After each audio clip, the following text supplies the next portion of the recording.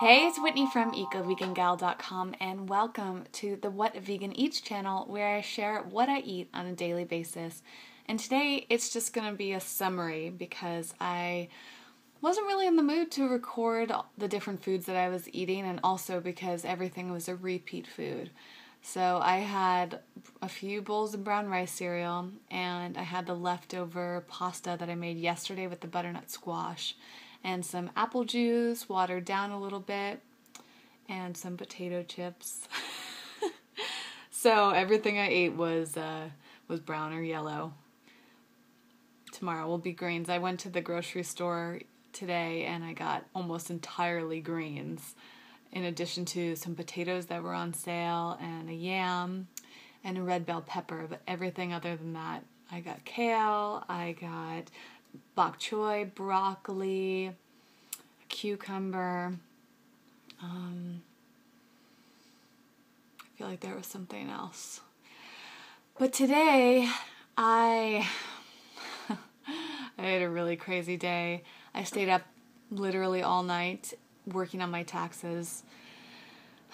I work best when I do things last minute, but it also is never good for my overall well-being because I usually compromise my sleep schedule.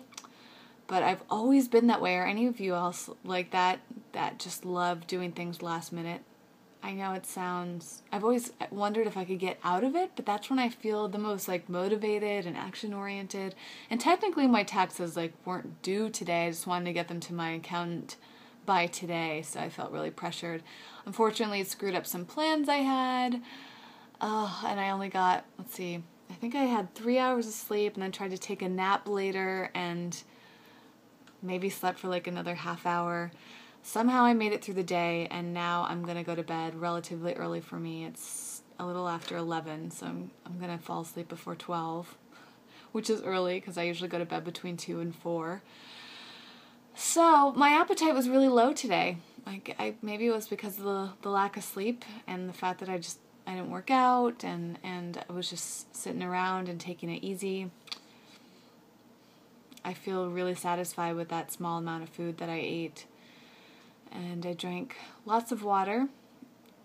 And I feel really, really good though, aside from being exhausted right now. My body just feels so great. I've been having so many great days in a row, and it's really, really rewarding. And I keep reading all these different comments from people that want to know more about this or have similar experiences, and I feel like I'm really making progress. So before I do anything official around it, like a kind of explanation of everything that I've been doing, even though you've seen most of it through this channel, but just more details and all the resources I've been collecting, recipes, all that stuff, I want to just give it some more time. And in a few days I'm going to take a break from the diet while I go to the expo. Which it's so interesting. I don't know if I talked about this yet, but I've always kind of felt a little out of control when it came to food. I don't really know why, actually. I would love to meditate and reflect back on why that is. I remember when I was younger, this one moment in particular really stuck out. When I went to camp, somebody remarked at how fast I ate. And I remember that was one of the first times I really took note of how I wanted to eat really fast so that I could have more food. And I felt like I had to rush because if I didn't, then other people would eat the food. And you know what's really funny is Evie has a lot of food issues too, and I've always wondered where they came from. That just clicked in my brain right now. We both have this very bizarre idea that somebody's going to take our food. Evie does that in this sense where if another animal's around, or even new people when they come to visit, she gets really protective over her food. I know Lisa had asked about Evie's behavior, and Evie is a phenomenal dog all around, especially when it's just the two of us. Just the two of us. When it's just the two of us, she is super mellow right now. She's sleeping. She's just super chill. When there's noise outside, she gets a little territorial. When there are other people or dogs around, it's a whole different story. But anyways, food has always been her thing, and it's funny because I'd never really said it out loud before, but I remember feeling like if I didn't eat fast enough, I wouldn't be able to have more, and I don't know where that came from, because I can't think of a time where I ever didn't have enough food. I had a very stable childhood and a great family and plenty of food. It's interesting, Evie's issues I don't really understand either, because she's never been in a place where she doesn't have food, so maybe I like passed it on to her somehow. I don't know. But my point being is that I've just had a lot of really interesting issues with food my whole life. And there was a time where I was struggling with an eating disorder, and then of course when I went vegan, and then when I started realizing all my food sensitivities and this, there's just always been stuff around food. I've always really loved food too. Before I went vegan, I just loved trying like everything, and especially when I went somewhere far away, like when I went to Europe for college, I like obsessed over all the food, and I actually kept a food journal. Like not like I'm doing now, but where I don't have it right here with me. I'll show you in another video, but I have this whole scrapbook, and I would keep the packaging from all these European foods and like paste them into this notebook.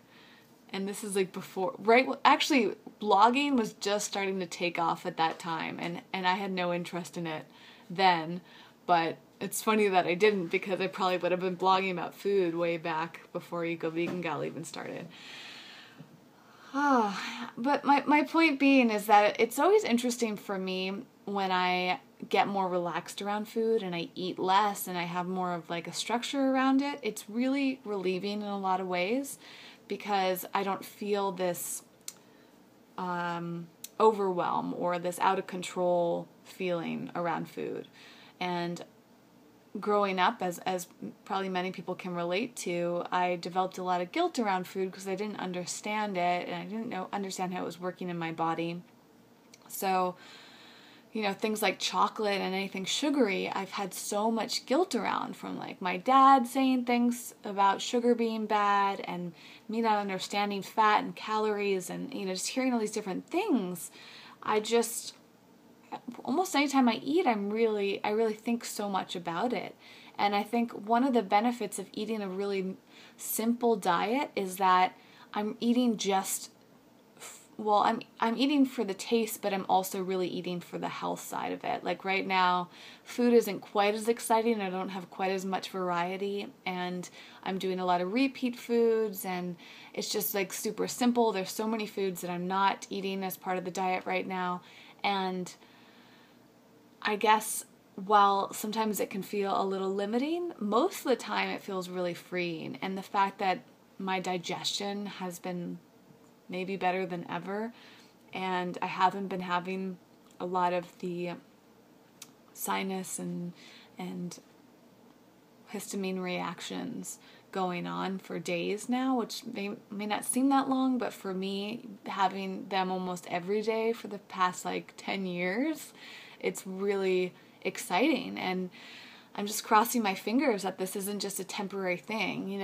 I also understand there's that possibility that I haven't figured it out quite yet, because every time I've switched my diet pretty drastically, I'll have like great symptoms or great benefits from it for a little while, and then it'll kind of just like go back into the way it was before. So, when I first went vegetarian and vegan, I lost a lot of weight, and then it came back on. When I first went gluten-free and soy-free, lost a lot of weight, then it came back on slowly.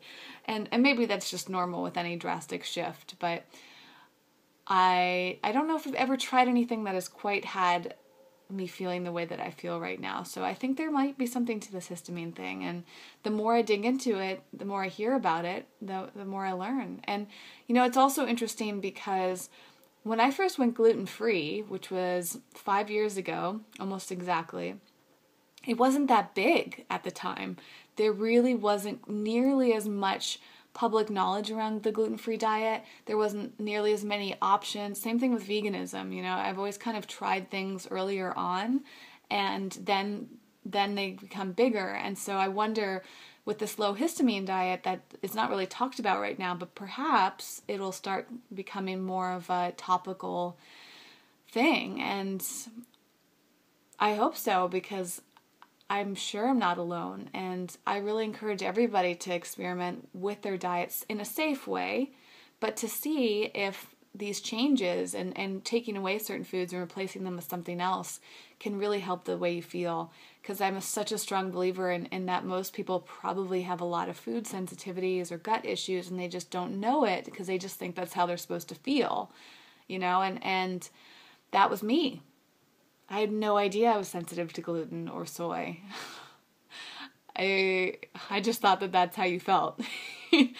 So I really hope that this inspires all of you to examine how you feel when you eat specific foods and do some explorations. Talk to a nutritionist, dietitian, and or doctor whenever you can about it, and really just try to figure out your body so you can feel your best every single day. And keep me posted. I'll keep you posted, of course, but I love hearing from you and your experiences, your thoughts, your research, whatever you discuss with doctors, all of that. Let's keep each other in the loop so that we can support one another throughout this whole exploration of health. All right, I'm gonna head to bed. I'm so excited to sleep. I'll see you tomorrow.